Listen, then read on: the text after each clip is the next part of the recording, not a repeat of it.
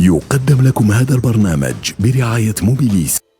موبيليس، معا نصنع المستقبل.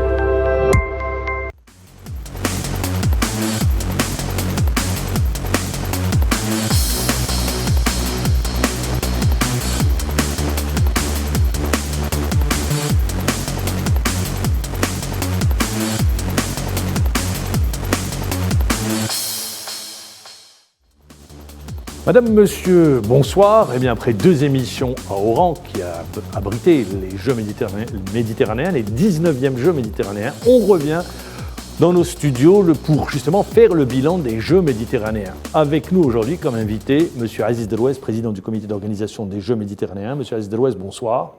Bonsoir et mes salutations à tous nos auditeurs ce soir. Téléspectateurs. Téléspectateurs, oui, merci. Nous sommes à la télé, pas à la radio. On est à la radio, on est à la télé. C'est vrai que comme voyant, on pense toujours radio. Merci d'être avec nous, Monsieur Aziz Derouez. Si vous l'avez compris, c'est Ahmed Reddis, bonsoir également. Stade 24, eh bien, vous allez nous accompagner, merci de nous faire confiance pendant 1 heure. L'événement aujourd'hui de Stade 24, c'est ce retour sur les 19e Jeux méditerranéens.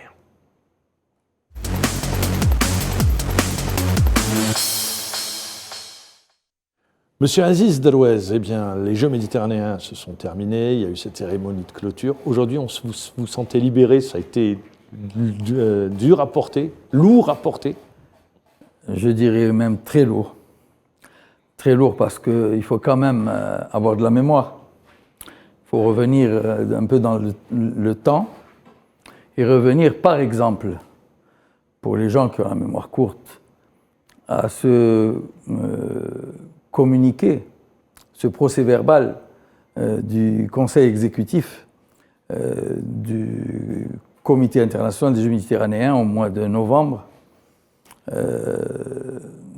qui était une menace non voilée sur l'organisation des Jeux et pour l'éventuel retrait à l'Algérie et à Oran de l'organisation de cette 19e édition.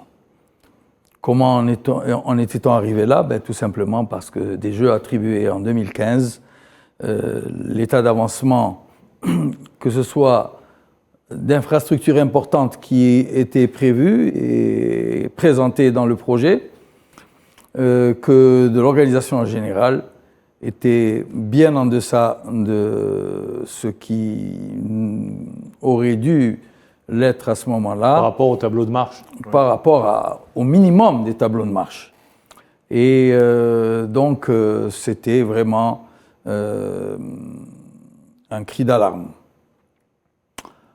C'était aussi des relations catastrophiques entre le Comité international des Jeux méditerranéens et l'ancien comité en place, comité d'organisation en place. Autrement dit, à ma nomination par Monsieur le Président de la République, comme commissaire président du comité d'organisation des Jeux méditerranéens, ce que d'aucuns n'ont pas très bien assimilé, le fait d'avoir ces 2 fonctions, c'est-à-dire la fonction de président qui était dévolue auparavant à Monsieur le ministre de la Jeunesse et des Sports, et la fonction exécutive, opérationnelle de commissaire à la place du directeur général des Jeux. J'ai mis toute mon énergie à, d'une part, rétablir des relations normales avec les dirigeants, qui étaient des nouveaux dirigeants du Comité international des Jeux méditerranéens, puisque M. Ammar Haddadi, à qui je ne cesserai de rendre hommage pour les 18 ans qu'il a donné au nom de l'Algérie à la tête du Comité international des Jeux méditerranéens, donc un nouveau CIJM avec M. Davide Tisano, italien, à sa tête, M. Iakovos Philippoussis comme secrétaire général. Donc, établir des relations de confiance. Et nous avions un premier test, qui était le séminaire des chefs de mission et des représentants des fédérations internationales. Ce premier test, nous l'avons gagné déjà grâce à l'état d'avancement qu'on a pu obtenir entre le mois d'octobre, date de la visite de travail de Monsieur le Premier ministre lors de mon installation, jusqu'au séminaire qui s'est tenu les 11 et 12 décembre. Donc il y a eu un coup de fouet au travail d'infrastructure avec l'entrée en liste d'entreprises nationales qui sont venues plus que compléter, prendre carrément la place de l'entreprise chinoise en charge des travaux et ont réalisé un début de miracle donc pour transformer cet état d'avancement. Il fallait aller vite, en d'autres termes. Il fallait aller très vite. Il y a eu le décret également qui vous a énormément... Non, avant ça. Avant ça, très bien. Avant ça, bien avant ça, il y a eu donc, ce séminaire. Ce séminaire donc où les chefs de mission et les représentants des fédérations internationales ont pu constater que les travaux finiraient par aboutir et que les infrastructures seraient livrées. Ils ont constaté également que les commissions s'étaient mises au travail, sérieusement, même si on était loin de l'état d'avancement qui aurait dû être normalement au rendez-vous à ce moment-là. Ensuite, ces infrastructures, il fallait qu'elles soient équipées. Et les équipements étaient malheureusement confiés au comité d'organisation. Or, ce sont des équipements d'infrastructures qui dépendent du ministère de la Jeunesse et des Sports, mais le budget d'équipement était donc intégré dans le budget théorique à ce moment-là du comité d'organisation. Il fallait donc engager des procédures de marché. Et ça aurait pris du temps. Ça devait prendre du temps, d'autant plus que nous n'avions pas encore ces crédits et qu'il est impossible de passer des marchés sans avoir les crédits. D'autant plus que les cahiers des charges qui avaient été présentés par l'ancienne équipe avaient été rejetés par la commission sectorielle du ministère de la Jeunesse et des Sports pour plusieurs d'entre ces dossiers. Et donc ensuite, il fallait recourir à des mesures de facilitation, des mesures exceptionnelles. Or, ces mesures exceptionnelles ont tardé à venir. Il a fallu l'intervention de M. le Président de la République pour que ces mesures deviennent effectives. Puis une deuxième intervention parce que le statut ne suffisait pas afin que je bénéficie de l'usage de ces facilités, puisque le statut, nous avions un statut d'établissement public et pas d'institution publique. C'est assez complexe pour les non-avertis, mais je dirais simplement qu'il a fallu attendre la dernière intervention de M. le Président de la République pour pouvoir passer le fameux décret. Des marchés, le fameux décret qui a permis donc d'engager la réalisation de marchés avant même de les avoir signés, de les avoir conclus. Et c'était la seule solution pour pouvoir être au rendez-vous pour la cérémonie d'ouverture et donc la cérémonie de clôture, pour pouvoir recevoir les équipements qui ont permis finalement, et c'est une des grandes satisfactions, d'équiper toutes les infrastructures au moment du début des compétitions. Toutes les compétitions ont commencé à l'heure avec leurs infrastructures, les infrastructures et les équipements réglementaires selon les normes des fédérations internationales. Et ça, c'est la grande réussite. Allez, on va revenir en images sur cette 19e édition des Jeux méditerranéens. C'est un sujet signé Amira Bedja. Après 10 jours de festivités, Oran et les Algériens ne peuvent qu'être fiers. Les Jeux méditerranéens 2022 ont été un succès pour le pays hôte. Organisateurs, participants et spectateurs ont tous défendu Oran en lui faisant valoir ses mérites et ses exploits. Cet événement multisportif s'est ouvert par une nuit d'été dans le magnifique nouveau stade olympique Miloud Hedfi. Une somptueuse cérémonie d'ouverture a été organisée. L'Algérie, ses paysages, son histoire et son influence dans la région méditerranéenne étaient au cœur de ce magnifique show. Les délégations ont défilé dans une ambiance folle devant 40 000 spectateurs, des images qu'on a rarement vues en Algérie. Pour le plus grand bonheur des athlètes, cela explique également le rôle que cet événement a eu au service de la diffusion d'un nouvel idéal éducatif et d'une nouvelle vision sociopolitique. Ces Jeux méditerranéens ont été une fenêtre ouverte pour l'Algérie, l'occasion de mettre en avant l'habilité algérienne à accueillir des événements sportifs à grande envergure et d'exposer des infrastructures, surtout avant le Chan 2023. On peut désormais affirmer que la ville d'Oran a su tirer son épingle du jeu et montrer la voie pour les prochaines échéances. De belles images qu'on gardera d'Oran, 19e édition. Ça a été une réussite, vous l'avez dit, juste avant de revoir tout ça en images. Toutes les compétitions se sont déroulées en temps voulu, à l'heure indiquée, le jour indiqué. 26 disciplines, il faut le rappeler. Et l'Algérie, d'ailleurs, n'était pas présente sur une seule, le water-polo. Également, rénovation des sites déjà existants. Il y avait beaucoup d'inquiétudes. Finalement, je le dis à l'unanimité, ce n'est pas pour vous faire plaisir. Tout le monde était d'accord pour dire que ça a été une réussite. Ceux qui étaient de l'intérieur, à l'intérieur des Jeux, mais également à l'extérieur. Je pense que c'est ça le plus grand défi et que vous avez réussi à relever le défi, en d'autres termes. Oui, je pense d'ailleurs davantage ceux qui étaient à l'extérieur, ceux qui ont pu admirer, je dirais, les Jeux méditerranéens à travers la télévision, ce qui est un autre exploit, puisque les Jeux ont été retransmis en direct dans plus de 15 pays. C'est une première, ça. C'est une première. Pays, plus exactement. Dans 20 pays pour la cérémonie d'ouverture et sûrement la cérémonie de clôture.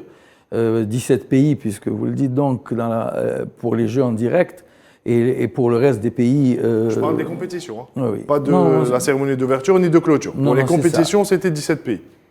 La cérémonie d'ouverture et de clôture plus. Voilà, un peu plus. Exactement. Et les autres pays prenaient des highlights, mais ce qui est aussi à inscrire en termes de record, c'est qu'on est arrivé à retransmettre, il y a eu un pic de 9 disciplines en direct en même temps. C'est historique pour l'Algérie, c'est historique pour les Jeux méditerranéens également, tout simplement. Oran, est-ce qu'Oran n'a pas donné à travers cette édition une autre dimension au jeu ?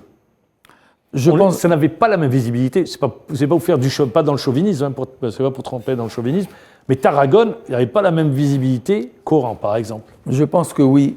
Tarragone n'est pas le bon exemple, parce que c'est vrai que l'édition de Tarragone avait des circonstances atténuantes pour la situation politique qui avait prévalu en Espagne, qui avait nécessité le décalage d'une année, mais même les éditions précédentes n'avaient pas eu cet éclat, n'avaient pas eu ce retentissement international qui n'est que le résultat de cette diffusion télévisuelle, médiatique en général.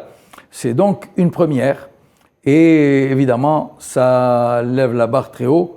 J'ai senti chez Monsieur le maire de Taranto un peu la ville qui va abriter les prochains Jeux, voilà, les 20e. Un peu de crispation. Un petit coup de pression. Et de pression parce que Taranto n'est pas Oran. Oui. Et même si c'est à ce que l'on dit, ce que j'ai vu sur des pliants, une petite ville magnifique. Mais donc ce sera difficile pour Taranto d'être à la hauteur. Il n'y aura pas le complexe olympique qui a été réalisé à Oran, l'investissement considérable donc de l'État algérien. Et donc la télévision, bien sûr, qui change la donne. Mais la télévision peut revenir parce que les Jeux d'Oran auront été sûrement un déclencheur. Encore faut-il que le CIJM et les organisateurs et l'ensemble des CNO ensuite continuent à convaincre les médias que de la place des Jeux méditerranéens dans le mouvement sportif international, parce qu'il faut rappeler quand même qu'en dessous des Jeux olympiques, c'est avec les Jeux du Commonwealth les seuls Jeux qui rassemblent 3 continents en même temps. Et donc c'est effectivement une dimension mais en parlant des presque Jeux, planétaire. En parlant des Jeux méditerranéens, moi je voudrais revenir sur un autre aspect Aujourd'hui, on parle des traditions du bassin méditerranéen. Et on l'a vu, de par le passé, ces jeux ont eu du mal à s'installer au rang des jeux majeurs comme les jeux olympiques ou autres, vous l'avez dit, le Commonwealth. Il y a eu les championnats de Diamond League pour l'athlétisme. Les jeux méditerranéens étaient un peu en dessous. À chaque fois, on n'arrivait pas à se hisser au niveau de ces jeux-là. Est-ce qu'il y a un autre facteur, et je voudrais vous poser la question, est-ce que vous ne pensez pas qu'aujourd'hui, pour cette édition d'Oran, c'est le public qui a fait qu'il y a eu un engouement supplémentaire? On l'a vu, les salles pleines, un stade plein. Je vous donne simple petit exemple. Il y a eu la finale de football entre l'Italie et l'Espagne à Tarragone, où elle s'était jouée devant pratiquement des gradins vides, un stade vide, alors que pour les matchs de poule seulement en Algérie, j'y étais à Sig, c'était des stades quasiment pleins, qui affichaient complet. Donc est-ce que vous ne pensez pas que le public oranais a fait en sorte de redimensionner un peu ces Jeux méditerranéens et de mettre un peu la pression sur les autres villes, même si c'est de petites villes? Absolument. Le public d'Oran, le public algérien, a une médaille d'or. J'allais vous dire public algérien, parce qu'ils sont venus de partout. Non, je dis le public d'Oran. Oui, parce que ça s'est joué à Oran, c'est pour ça que je dis Oran. Le public algérien, parce que les Algériens sont venus des 57 autres wilayas faire la fête avec leurs frères oranais, a la médaille d'or. Il a une médaille d'or sans conteste, et qui va durer dans le temps. Parce que cet engouement populaire, vous l'avez bien souligné, a été exceptionnel. Oui. Il est naturel pour nous, sportifs algériens, mais il a étonné. Il a étonné les dirigeants méditerranéens, d'abord, oui. Et effectivement, il a étonné à travers le monde, à travers la télévision. Cet engouement est source d'inspiration, précisément, et il est en même temps un engouement qui peut drainer des sponsors. Et c'est ça le rapport, c'est un effet boule de neige. Oui, c'est une ouverture en quelque sorte. C'est un effet boule de neige, la télévision, le public, et donc les sponsors, et donc la dimension de plus en plus grande des événements. Quoi, vous associez l'ensemble des paramètres, et vous avez une réussite, en d'autres termes. Absolument. C'est ça. Mais je voudrais quand même revenir sur ce que vous aviez dit. Moi j'ai dit médaille d'or pour le public. Oui. Et j'ai perdu quand même le fil de mon idée sur... On faisait la comparaison avec les différents jeux ou les différents rassemblements existants. On disait que les Jeux méditerranéens auparavant, il n'y avait pas peut-être pas la même dimension. Et qu'avec Oran, le public a donné cette dynamique. Je voulais parler aussi de l'évolution des Jeux méditerranéens en termes de qualité. Alors là, on peut dire qu'on a été gâtés. Même si pour certains, dans certains sports collectifs, il n'y avait pas les équipes A. La différence que les dirigeants du CIJM ont décidé d'introduire, et ça à l'époque de M. Amar Haddadi avec les Jeux de Tarragone, et ce n'était pas seulement les événements politiques en Espagne, c'était une volonté de changer la date des Jeux de date impaire en date paire, afin de se trouver à équidistance de deux Jeux olympiques, c'est-à-dire 2 ans après et 2 ans avant. Tout à fait. Et ceci change radicalement la donne, puisqu'il permet à des athlètes qui ont fait les Jeux olympiques et qui ne sont plus éventuellement dans les élites respectives de leur pays de participer à des Jeux de très haut niveau. Oui. Et il permet aussi à la nouvelle élite de préparer les Jeux futurs. Alors là, nous avions quand même, mine de rien, peut-être que pour des disciplines sportives qui ne sont pas aussi connues que d'autres, nous avions 38 champions olympiques des Jeux de Tokyo qui étaient présents. C'est vrai. Et c'est considérable. Oui. Quand vous voyez la médaille d'or d'escrime que l'Algérienne a brillamment remportée, Boudiaf. Elle l'a remportée contre une Italienne championne d'Europe. Tout à fait. C'était une véritable finale olympique. Oui. C'est une finale qui n'a pas de prix.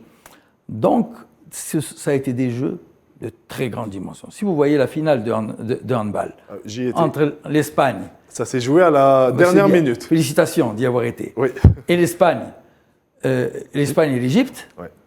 L'Égypte, elle est dans les 6 premières nations mondiales depuis 6-8 premières régulièrement. Ah, c'était une finale d'un top niveau. L'Espagne peut présenter 3 équipes nationales de même niveau. Tout à fait. Et vous trouverez la grande ossature de cette équipe lors des prochains Jeux Olympiques. Oui, oui. Donc c'était une finale olympique.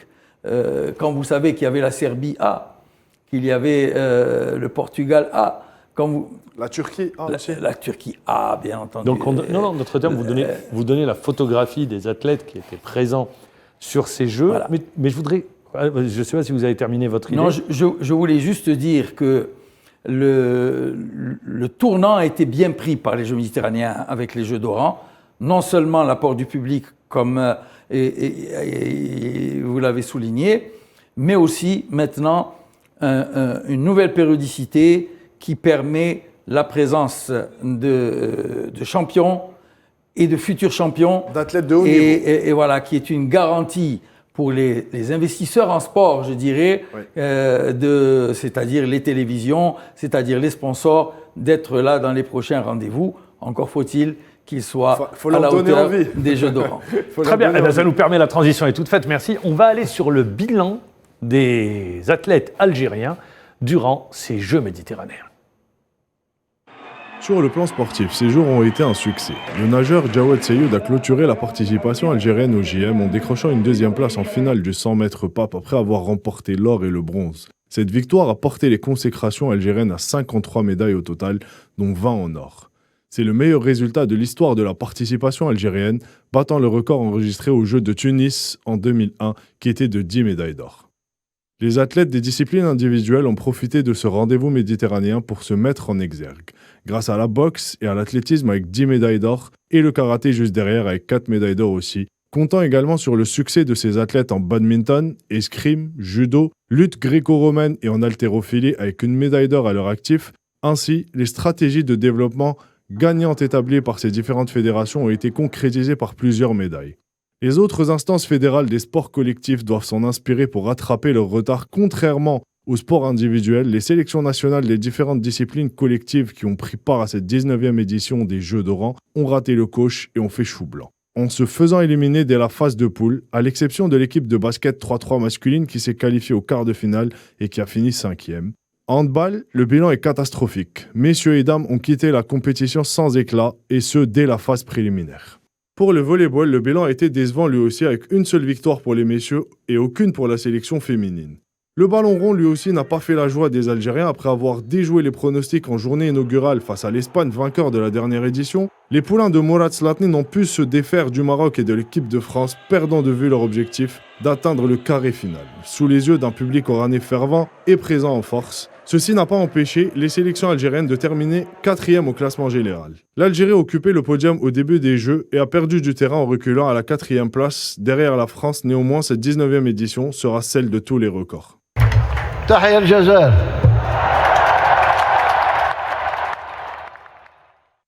Monsieur Aziz Delouez, 53 médailles, 20 médailles d'or. C'est un record qui sera difficilement, pour la prochaine édition, je ne sais pas si on sera capable de battre un tel record, hein, parce qu'on améliore, on double le nombre de médailles d'or par rapport à Tunis. Hein, c'est historique. C'est tout à fait historique. Et c'est également à mettre en relief par rapport au fait que rien n'est parfait dans la préparation de notre élite. Alors, il faut saluer le fait que les athlètes sachent se surpasser. Ah, ils sont transcendés. À ce point, après avoir connu une période d'arrêt total pendant la période du Covid, ce que n'ont pas connu les concurrents. Les autres nations. Et donc, les athlètes se sont vraiment surpassés. Bien entendu, les résultats en sport individuel sont à saluer, d'autant plus que ce sont donc des athlètes qui se sont pris en charge seuls, souvent. Et pour les sports collectifs, c'est beaucoup plus difficile. Je reviendrai sur les sports co. Je voudrais rester, faire une projection avec vous. Vous l'avez dit tout à l'heure, les Jeux méditerranéens arrivent 2 ans avant les Jeux olympiques. sur cette édition, notamment dans les sports individuels, sport, je le rappelle, discipline pourvoyeuse de médailles. Est-ce que, avec ces résultats, vous ne dites pas, eh bien, on peut voir avec optimisme les Paris 2024 ? Avec la dynamique, il faut rester sur cette dynamique. Il faut rester sur cette dynamique et je pense que c'est la volonté, en tout cas des plus hautes autorités de l'État, parce que les moyens financiers qui ont été accordés sont considérables, sont les moyens qu'il faut. Encore faut-il bien les répartir, bien les utiliser. Et à ce moment-là, oui, le potentiel humain existe, les athlètes l'ont prouvé. L'encadrement existe. Vous savez, il y a même des entraîneurs qui n'ont pas été autorisés à accompagner leurs athlètes. Si je parle par exemple de Zerouki Mohamed, qui est l'entraîneur du médaillé de bronze du saut en hauteur, qui a été champion d'Afrique sans son entraîneur aussi. Exactement. Voilà. Et donc, le potentiel humain est là, il existe. Il faut le prendre en charge avec la plus grande rigueur possible. Les Jeux Olympiques de Paris, c'est un cran, voire deux au-dessus. Il faut savoir s'élever. Il y a évidemment un potentiel apparent, beaucoup plus que d'autres, si on considère Iman Khalif, que je salue à l'occasion particulièrement. Si je considère l'escrimeuse Boudiaf. Il y a aussi Jawad Sayoud, Jawad Sayoud, qui n'en est pas à ses premiers exploits. C'est dommage que le karaté ne soit plus une discipline olympique. Le judo, avec Driss Messoud. Le judo est revenu. Oui. Donc, au premier plan africain, on l'a vu aux derniers Jeux africains et cette fois-ci méditerranéen. Et vous avez l'athlète avec une densité d'athlètes sur le 800 mètres de niveau mondial. Absolument. Et on va les voir, c'est de la semaine prochaine. Ils sont au championnat du monde. Absolument, et je leur souhaite le meilleur. Et donc, le potentiel existe, mais il faut vraiment, vraiment qu'il soit pris en charge avec une stratégie qui doit correspondre à ce qu'il faut, toute la rigueur nécessaire. Et voilà, enfin, je m'arrêterai au terme stratégie en revanche, et prise en charge. Je poursuis simplement en disant que il y a des disciplines qui ont été également médaillées que l'on ne connaissait pas. Il y a eu le badminton. Le public algérien ne connaissait pas le badminton. Tout à fait. Et pour moi, c'est une surprise. Qui ait eu le bonheur d'être pas à la base, c'est les gens qui l'ont fait. Mais j'avais reçu la demande lorsque j'étais ministre d'autoriser l'association nationale de badminton. Voilà, par un groupe de sportifs de Schleff. Et donc, c'est né comme ça à l'époque. Et aujourd'hui, c'est une médaille méditerranéenne. Ça veut dire qu'il y a de la place. Il y a de la place aussi pour les nouvelles disciplines sportives.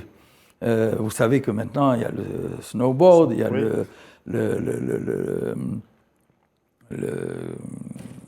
Vous parlez des nouvelles disciplines olympiques. Olympiques, bien sûr. Bon, là également, il y a un gros potentiel. Il y a un gros potentiel. Ce qu'on appelle des sports de rue.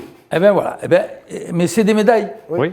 Bien sûr que c'est des médailles. Ça rentre dans le classement des médailles. Il faut les faire rentrer dans une stratégie. Il faut, au bout du compte, il y a un tableau des médailles. On regarde son importance. On est au pied du podium. Voilà. On est exactement au pied du podium. On a le bonheur cette fois-ci d'être devant des grandes nations devant l'Espagne, devant la Grèce, devant l'Égypte, devant le Maroc. Et le défi, c'est au moins de s'y maintenir. Ce qui n'est pas les sport co, alors. Maman, si vous permettez, avant d'aller vers les sport co, moi je voudrais juste rester sur... Parce que, M. Deloz, vous avez parlé d'athlètes confirmés qui sont là, qui ramènent des médailles. Il y a des disciplines où l'Algérie a des traditions. Je parle de l'athlétisme, je parle de la boxe, je parle du judo, qui revient. Mais il y a eu, sur ces Jeux méditerranéens aussi, des surprises. Il y a eu de jeunes athlètes qu'on n'attendait pas. Il y a eu Bilal Afer, il y a eu Gouaned qui a montré de belles choses. Ça, c'est pour l'athlétisme. Oui, c'est pour l'athlétisme. Je parle de l'athlétisme. Est-ce que vous ne pensez pas... Il y a eu des premières médailles également. La lutte. La lutte, oui. C'est la lutte gréco-romaine, Azara, gréco-romaine. l'escrime, c'est une première dans l'histoire des Jeux méditerranéens. fait. Donc, Et c'est pour ça que je continuer, parle le badminton, c'est une première dans l'histoire des Jeux méditerranéens. Exactement. Donc je parle de ces disciplines qu'on n'attendait pas forcément et qui ont su tirer leur épingle du jeu et donner une victoire et une médaille à l'Algérie. Donc est-ce que réellement l'État algérien, ou plus exactement le ministère, devrait prendre en charge ces athlètes-là en vue des JO et est-ce qu'on n'est pas en retard pour la préparation des JO 2024 ? Certainement, on est en retard. Il y a des nations qui travaillent sur au moins 4 ans, pour ne pas dire plus. On peut prendre des très jeunes pour préparer des objectifs de long terme, pas que de moyen terme. Non, 2 ans, c'est bien pour travailler. C'est suffisant. Encore faut-il le faire. Voilà. Encore faut-il le faire de manière organisée. Et il faut, vous savez, il y a à l'époque un grand sage, je ne le citerai pas, je l'ai fait à plusieurs reprises, qui m'a dit ceci: il faut dire aux joueurs, c'est une personnalité religieuse, nationale, et il faut dire aux joueurs que le djihad des temps modernes, c'est le sport de haut niveau et qu'il faut au moins utiliser les mêmes moyens que l'adversaire. Les mêmes moyens, c'est déjà le volume horaire d'entraînement. C'est le minimum.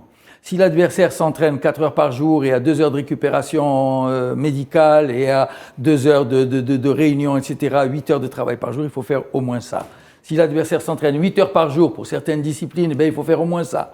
Il n'y a pas de secret dans le sport de haut niveau. C'est d'être au même niveau que les adversaires. Et la question qui se pose, peut-on faire autre chose que d'entrer en concurrence dans le sport international? Parce que nous avons une population jeune, très difficile à satisfaire, jeune, exigeante, qui est avide de sport de haut niveau, de spectacle, de faire la fête comme ils l'ont faite à Oran. Très bien. Et je voudrais rester les sports co. Alors on va aller très rapidement. Les sports co, ça a été par contre là la Bérésina. Écoutez, ça fait longtemps que les sports co sont malades. Ça fait beaucoup plus longtemps qu'on ne le pense que le handball est gravement atteint parce qu'il a été détruit de l'extérieur et de l'intérieur. Et donc, si on parle du handball, je ne suis pas d'accord avec votre sentence par contre sur le handball. Il a quand même, l'équipe a quand même fait match nul contre la Macédoine du Nord, oui, a battu la Grèce. Même si l'équipe de Grèce était rajeunie, mais l'équipe A de Grèce de Grèce ne nous aurait pas battus. Oh. Et ensuite, on a trouvé des adversaires trop forts contre l'Espagne. Il faut dire que les 2 meilleurs joueurs de l'équipe étaient blessés. Oui. Vous savez, je ne sais pas si vous représentez ce que ça représente. Un seul meilleur joueur de l'équipe dans une équipe de handball. Oui, bien sûr. Donc c'était considérable. Moi, l'équipe m'a surpris au contraire au premier tour. Ils m'ont surpris par leurs 2 premiers matchs, etc. Mais ensuite, il y a eu le match contre la Tunisie. Voilà. Il faut dire quand même que la Tunisie, c'est une valeur internationale. Et nous avons perdu qu'après 2 fois 2 prolongations. Donc moi, je rends hommage à ce qu'ont fait les handballeurs qui ont été abandonnés totalement pendant plus de 2 ans. Est-ce un traitement imaginable? Depuis le mois de décembre 2019 à Berlin. 400 jours sans stage, sans regroupement. Sans regroupement, sans compétition. J'ai utilisé le terme de criminel pour ceux qui ont géré toutes ces périodes et j'ai été attaqué sur les médias. Quel terme peut-on utiliser autre que celui-là? Mais on y reviendra. Sur le handball, on va y revenir. Mais globalement, sur les sports co... Globalement, il y a un problème parce que les sports co, c'est beaucoup de choses. Ils vivent dans l'ombre. Vous avez parlé de public, les sports co, c'est du public. Pourquoi il n'y a plus de public dans les sports co en Algérie? Parce que le niveau a régressé. Pourquoi le niveau a régressé? Parce qu'il n'y a plus de compétition de haut niveau. Pourquoi il n'y a plus de compétition de haut niveau? Parce qu'il y a trop de clubs qui jouent la compétition dans chacune des 3 disciplines autres que le football. Pourquoi il y a trop de clubs?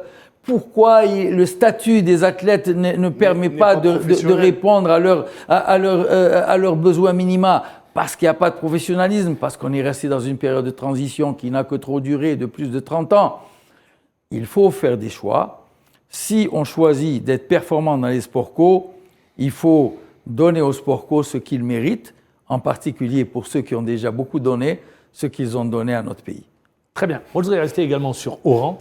Il y avait le sport, très bien, la compétition, mais dans le même temps, Oran, ça a été culturel, ça a été économique, il y a eu plusieurs activités Touristique. également. C'est-à-dire, Oran a répondu présent également à ce niveau-là. Nous avions décidé de donner un cachet culturel à la 19e édition des Jeux d'Oran. J'avais été interpellé par le Comité international des Jeux méditerranéens, gentiment, en me disant que va apporter de nouveau l'édition d'Oran. Parce que chaque édition est censée avoir un cachet particulier. J'avais annoncé le cachet culturel. Évidemment, la cérémonie d'ouverture était un défi qui a été relevé, une cérémonie somptueuse comme nous l'avions annoncé, mais aussi tout ce qui a été autour pour faire la fête, pour que les Oranais puissent faire la fête, pour que les Algériens en visite à Oran fassent la fête, pour que les étrangers qui s'y trouvent fassent la fête avec la population locale. Et découvre aussi Oran. Il y a eu 4 festivals. Des festivals de musique, des festivals de chansons, festivals de danse. C'est extraordinaire ce qui a été fait et qui a rassemblé, par exemple, dans le théâtre de Verdure, plus de 12 000 spectateurs en même temps en une soirée. Ça a été une fête non-stop qui a résonné tard dans les soirées oranaises, comme le basket 3x3 d'ailleurs. Oui, véritable spectacle. C'était un véritable spectacle, exactement. Très belle ambiance. Une véritable fête. Tout à fait. Et donc, effectivement, ça a donné cet air de fête à la ville d'Oran. C'était également dans certaines wilayas environnantes, puisque il y avait aussi du théâtre qui se produisait à la fois à Oran et dans les wilayas environnantes. Et ça a été le cachet des Jeux méditerranéens d'Oran. Alors, il y a eu, bien entendu, en plus, cet attrait touristique qui a été présenté à nos invités, des circuits organisés qui ont été proposés sans arrêt aux invités à partir du village et des différents hôtels. Et donc, ce pari a été tenu. Bien entendu, la dimension économique également, puisque il y a eu des travaux d'infrastructure importants, à part ceux qui ont touché le sport lui-même et les infrastructures sportives. Les sites sportifs. Il y a eu, bien sûr, sur le réseau routier, il y a eu du travail sur le réseau routier. Il y a eu l'embellissement de la ville. Il y a eu cette route qui mène du port jusqu'à l'autoroute qui va être achevée bientôt, mais qui était intégrée dans le programme des Jeux méditerranéens d'Oran. Il y a ce que les entreprises économiques de la wilaya d'Oran ont apporté à la finalisation des infrastructures des Jeux méditerranéens. C'est très important, je l'ai signalé tout à l'heure. Les entreprises de la wilaya d'Oran et même des wilayas environnantes. Public et privé. Public et privé, bien entendu. C'est donc toute cette dynamique qui a été à l'honneur pour la réussite de ces Jeux. Et c'est un des objectifs toujours des Jeux quand on veut les organiser. Et c'est ce qu'il faut aussi envisager pour l'avenir et les futurs événements. Monsieur Aziz Deloz, moi j'ai vu des images, la cérémonie de clôture, Monsieur M. Salem en train de danser, des membres le président du comité international des Jeux méditerranéens qui a affiché un beau sourire. Qu'est-ce qu'ils vous ont dit, les membres du comité international des Jeux méditerranéens? Alors, une fois que les lampions se sont éteints. Eh bien, c'est des remerciements, c'est des félicitations. Vous savez, il y a eu différents moments. Il y a eu les moments qui ont précédé. Je suis retourné tout à l'heure jusqu'au moment de menace, même de retrait de la compétition. Ensuite, c'est cette surprise de voir les choses se mettre en place. Parler de miracle déjà en voyant l'infrastructure. Ils ont parlé de miracle à la fin. J'ai reçu un message du secrétaire général, un message personnel qui a encore une fois soulevé le terme miracle de la réussite de ces Jeux de façon aussi extraordinaire. Il y a eu ensuite le bonheur de cette cérémonie d'ouverture. Alors, ils nous ont accompagnés juste avant. Ensuite, ce bonheur-là, et puis il y a eu des moments difficiles. Oui.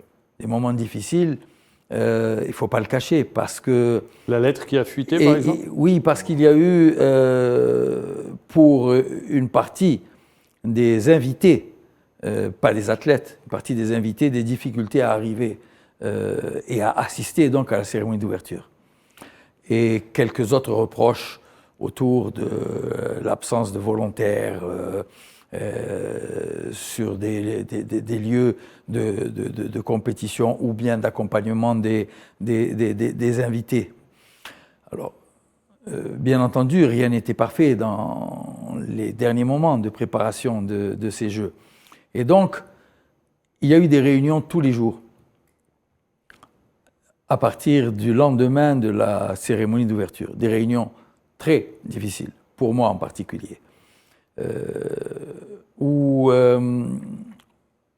on recevait tous les reproches, je recevais tous les reproches qui étaient faits au comité et les mesures que je devais prendre pour trouver les solutions. Au bout de 4 réunions, le comité a décidé de les suspendre, car tout était rentré dans l'ordre et tout allait bien. C'était une satisfaction. Et il y a eu cette lettre qui m'avait adressée, oui, qui a fuité, cette lettre qui m'était adressée personnelle, et il n'y en avait qu'un seul exemplaire. Et le reste a été distribué aux membres du comité, du conseil exécutif, du comité international des Jeux. Cette lettre a bizarrement fuité, voilà, vers les médias algériens et vers les réseaux sociaux. Je dis les médias algériens parce que certaines personnes mal intentionnées ont préféré accuser un membre du conseil exécutif de nationalité étrangère.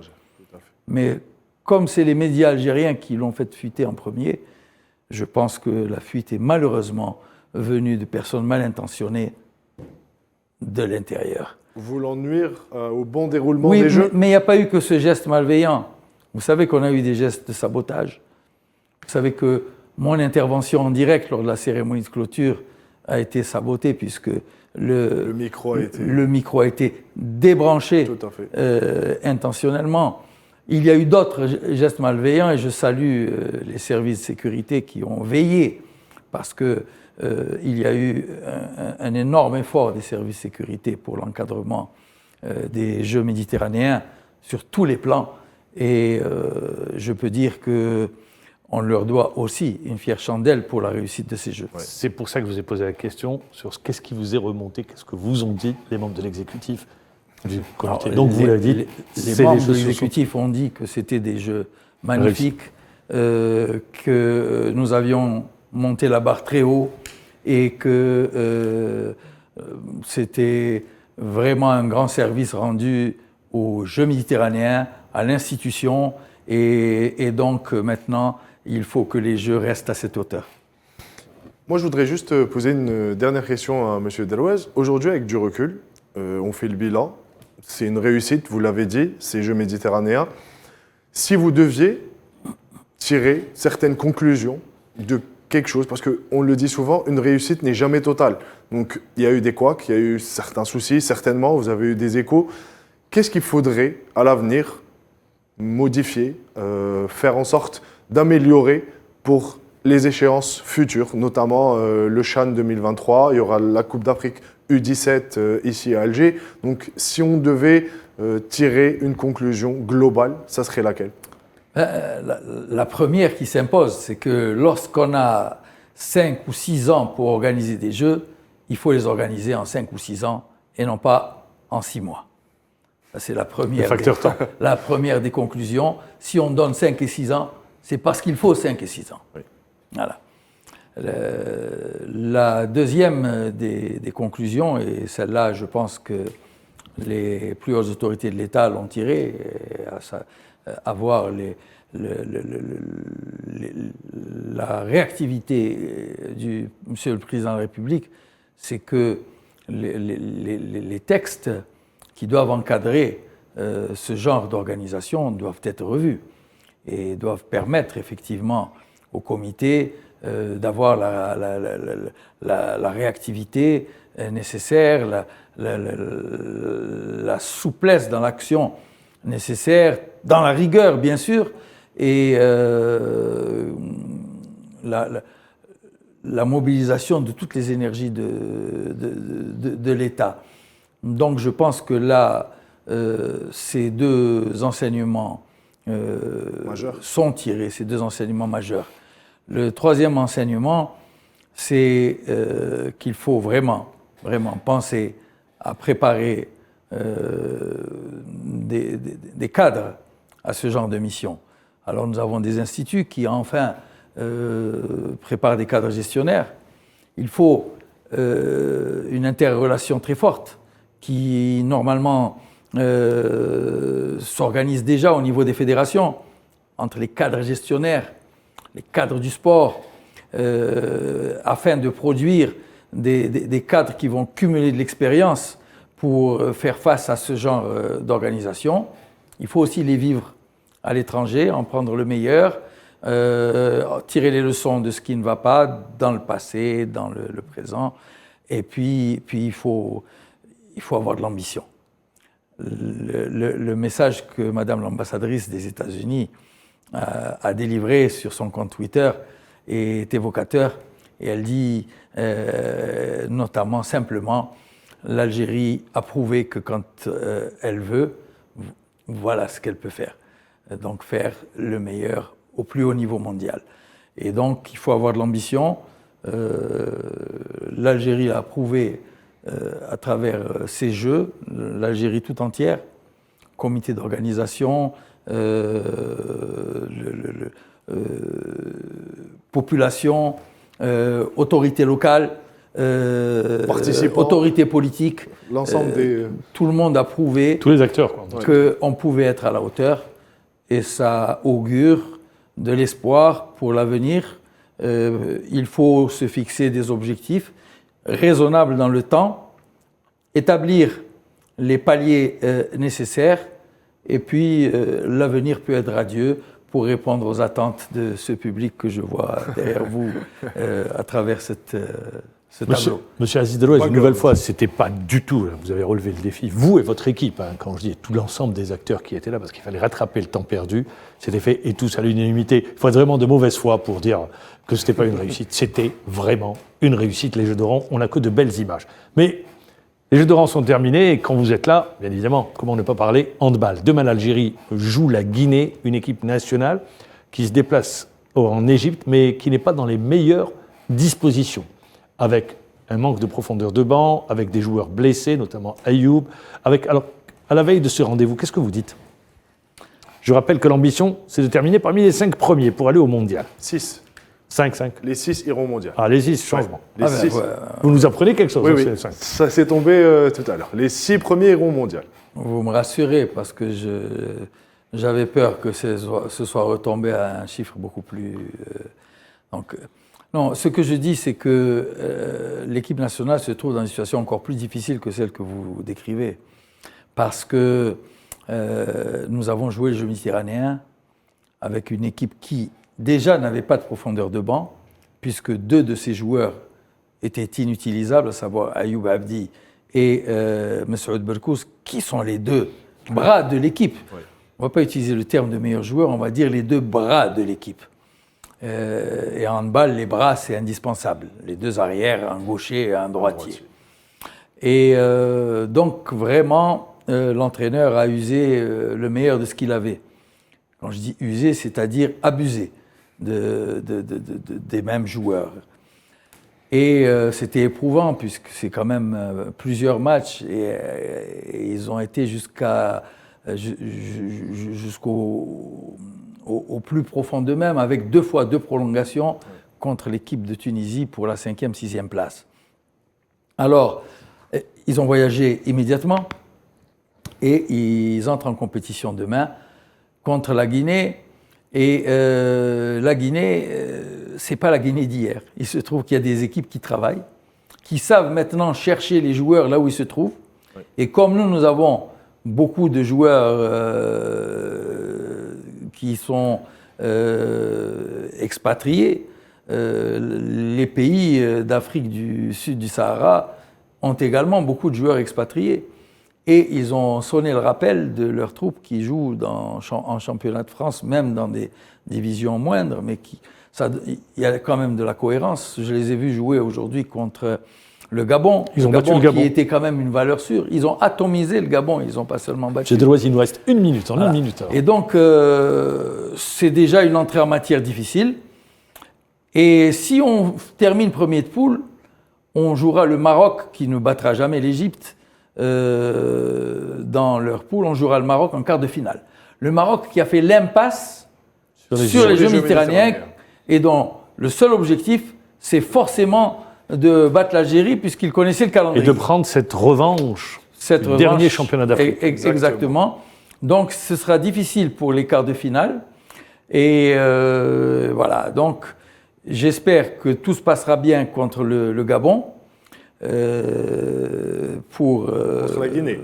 Contre la Guinée, pardon, oui, merci. Et après le Gabon. Après, il y aura le Gabon. La Guinée et le Gabon pour avoir cette première place qui permette de jouer contre le Maroc et de garder toutes ses chances. Messoud Berkous semble avoir été récupéré. À quel pourcentage, je ne sais pas, mais l'équipe nationale reste belle malgré tout le mal qu'il y a été fait. Monsieur Aziz Darouez, on vous dit merci d'avoir répondu à l'invitation. Je sais que vous avez un emploi du temps très chargé. Encore une fois, merci. Merci pour votre invitation. Tous les moments que vous nous avez donnés de bonheur et puis pour la tenue de ces Jeux. On vous souhaite plein de bonnes choses dans le futur. Merci encore une fois. Merci Sidi Ahmed Redis, quant à vous. Merci de nous avoir suivis et d'avoir passé cette heure avec nous. Je vous dis bonne soirée et à lundi prochain. Au revoir.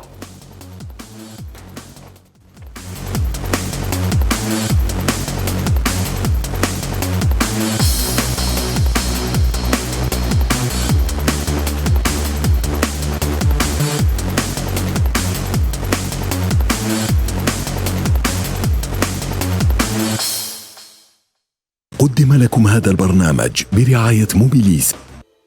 موبيليس، معا نصنع المستقبل.